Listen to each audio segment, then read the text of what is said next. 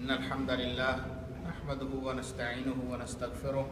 وأشهد أن لا إله إلا الله وحده لا شريك له وأشهد أن محمدا عبده ورسوله أما بعد فأعوذ بالله من الشيطان الرجيم بسم الله الرحمن الرحيم أحل لكم ليلة الصيام الرفث إلى نسائكم هن لباس لكم وأنتم لباس لهن علم الله أنكم كنتم تختانون أنفسكم فتاب عليكم وعفى عنكم فالآن باشروهن وابتغوا ما كتب الله لكم وكلوا واشربوا حتى يتبين لكم الخيط الأبيض من الخيط الأسود من الفجر ثم أتموا الصيام إلى الليل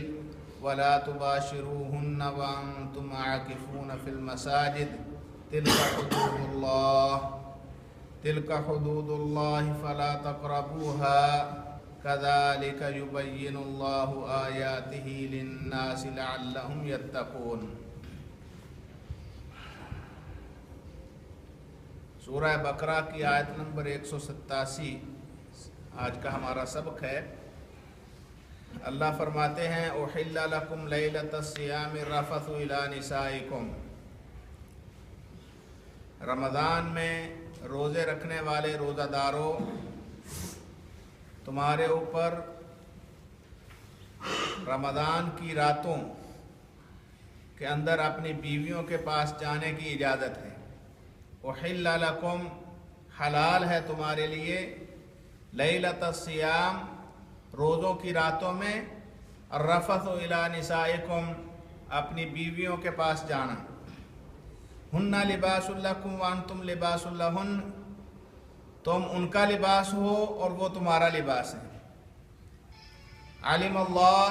اللہ ذوالجلال والاکرام کو پتہ ہے، انکم کنتم تختانون انفسکم، کہ تم اپنے نفسوں سے خیانت کرتے تھے۔ فتاب علیکم وعفا عنکم،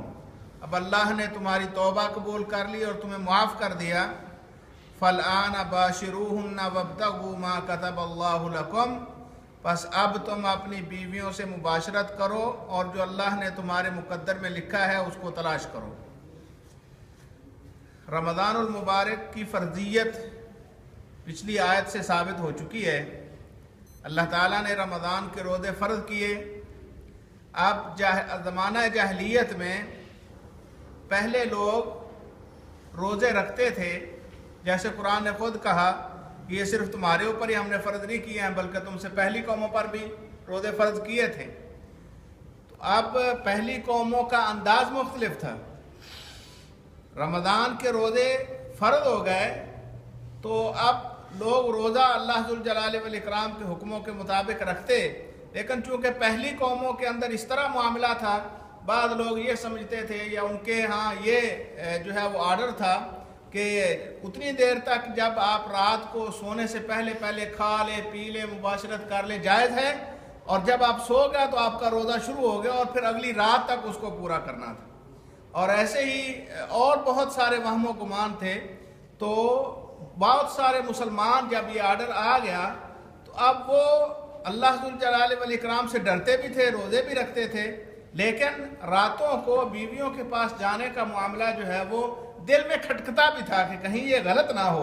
کہیں اس کے اوپر گرفت نہ آ جائے، کہیں اللہ ذوالجلال والاکرام نے اس سے روکا نہ ہو، لیکن ابھی تک واضح کوئی قانون بھی اللہ کی طرف سے نہیں پہنچا تھا۔ تو اسی لیے اللہ ذوالجلال والاکرام نے وہ خلش جو دلوں میں اٹھتی تھی اس کے بارے میں اللہ نے کہا کہ اب تمہیں کلی طور پر یہ اصول سمجھایا جا رہا ہے کہ تمہارا بیویوں کے پاس ایام رمضان میں جانا کلی طور پر جائز ہے،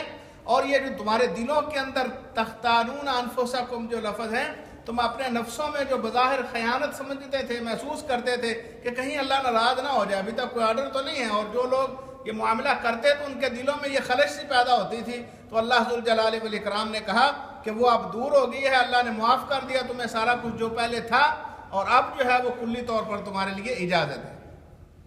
فالآن باشروہن وابتغوا ما کتب اللہ لکم وَكُلُوا وَاشْرَبُوا حَتَّى يَتَبَيَّنَ لَكُمُ الْخَيْطُ الْأَبْيَضُ مِنَ الْخَيْطِ الْأَسْوَدِ مِنَ الْفَجْرِ، اب کھاؤ پیو پوری رات، کھاؤ پیو حتی یتبین لکم الخیط الابیض من الخیط الاسود، یہاں تک کہ فجر کا سفید دھاگا سیاہ دھاگے سے واضح ہو جائے، یعنی اس وقت تک تمہارا کھانا اور پینا جائز ہے جب تک رات کے اندر سفیدی جو فجر کے وقت طلوع ہوتی ہے وہ واضح نہ ہو جائے۔ سفیدی جو ہے وہ طلوع فجر کی واضح ہو جائے اور رات کے اندھیری جو ہے وہ اندھیرا پن جو ہے وہ کمزور پڑ جائے، اس وقت کھانا پینا بند کر۔ اللہ ذو الجلال والاکرام نے انسانوں کو جتنی بھی عبادات کے احکام دیے ہیں ان کے کام کرنے کے جو اوقات ہیں اللہ تعالیٰ نے گھڑیوں کے اوپر نہیں رکھے۔ اللہ تعالیٰ نے ایسی ان کی جو ہے وہ قانون بندی کی ہے کہ ہر ان پڑھ سے ان پڑھ، کم سے کم عقل رکھنے والا بھی اس کو اچھے طریقے سے جو ہے پہچان جائے گا، اور حالات دنیا میں کیسے بھی بن جائیں، کیسے بھی طریقے سے جو ہے وہ دنیا آباد ہو، ہر صورت میں وہ اتنے واضح ہیں کہ ان سے کوئی انکار نہیں کیا جا سکتا۔ اللہ تعالیٰ نے روزے کی ابتدا جو ہے وہ طلوع سحر کے ساتھ رکھی اور کہا کہ ساری رات میں اب غروب آفتاب سے لے کر طلوع سحر تک جو کھاؤ پیو اور جو ہے بیویوں کے پاس جاؤ، کوئی ممانعت نہیں ہے۔ اور پھر اللہ ذو الجلال والاکرام نے کہا ثم اتم الصیام الی اللیل، پھر رات تک اپنے روزے کو پورا کرو۔ جب طلوع سحر ہو گئی اس وقت سے لے کر رات تک، ثم اتم الصیام الی اللیل، رات تک اس کو جو ہے وہ، یعنی رات کی جہاں سے ابتدا شروع ہوتی ہے اس وقت تک جو ہے تم نے اپنا روزہ مکمل کرنا ہے، اور رات کی ابتدا سورج کے غروب ہونے کے ساتھ ہی شروع ہو جاتی ہے۔ یہی وجہ ہے کہ نبی مکرم صلی اللہ علیہ وسلم نے ارشاد فرمایا کہ میری امت اس وقت تک خیر پر رہے گی جب تک افطاری کرنے میں جلدی کرے گی، افطاری کرنے میں جلدی کرے گی۔ افطاری میں جلدی اور سحری میں تاخیر جائز ہے، جائز نہیں بلکہ رسول صلی اللہ علیہ وسلم نے اس کی بڑی تاکید فرمائی ہے، یعنی سحری آخر وقت میں کھانا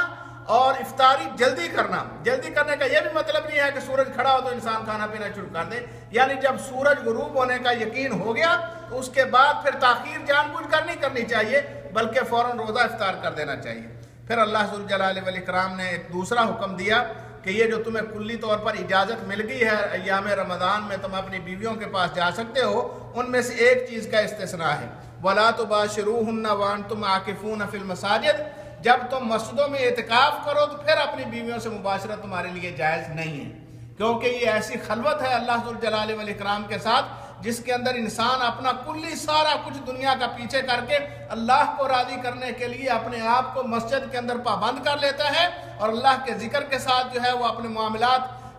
لگا لیتا ہے۔ تو اللہ کہتے ہیں پھر آپ بیویوں سے بھی الگ ہو کے خالص اللہ ذو الجلال والاکرام کی اطاعت میں آ جاؤ۔ اب اعتکاف کی حالت میں بیوی سے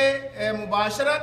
اور بیوی سے بوس و کنار وغیرہ تو جائز نہیں ہے، ہاں البتہ گفتگو کی جا سکتی ہے بوقت ضرورت۔ نبی مکرم صلی اللہ علیہ وسلم مسجد میں اعتکاف فرما تھے اور آپ کی زوجہ محترمہ جو ہیں وہ آپ کے پاس آئیں کسی ضروری امر میں، آپ کافی دیر تک ان کے ساتھ گفتگو کرتے رہے اور پھر بعد میں جو ہے وہ اٹھ کر چلی گئی، اور ایک لمبا قصہ ہے، اس میں 2 صحابی گزر رہے تھے۔ الغرض کسی آدمی کی بیوی کو اگر کوئی حاجت ہو، ضرورت ہو تو بات جو ہے وہ دوران اعتکاف کی جا سکتی ہے، لیکن ان کے پاس رات گزارنا یہ قطعاً جو ہے وہ ممنوع ہے، اللہ تعالیٰ نے اس کو حرام کر دیا۔ اور ساتھ ہی اللہ ذو الجلال والاکرام نے فرمایا تلک حدود اللہ، یہ اللہ کی حدیں ہیں، اللہ تعالیٰ نے یہ امور متعین کر دیے ہیں، یہ اللہ تعالیٰ نے حدود متعین کر دی ہیں۔ فلا تقربوها، تم اللہ ذو الجلال والاکرام کی ان حدود کو پامال نہ کرنا، ان کے قریب بھی نہ جانا۔ پامال نہیں کرنے کا نہیں کہا، اللہ کہتے ہیں قریب بھی نہ جاؤ، توڑنا تو دور کی بات ہے، ان کے قریب بھی نہ جاؤ۔ نبی مکرم صلی اللہ علیہ وسلم نے ایک بڑی خوبصورت مثال ہمیں جو ہے وہ دی ہے، اور وہ یہ ہے کہ آپ صلی اللہ علیہ وسلم نے فرمایا کہ ہر بادشاہ کی ایک چراگاہ ہوتی ہے جس میں اس کے خاص جانور چرتے ہیں۔ اب جو شخص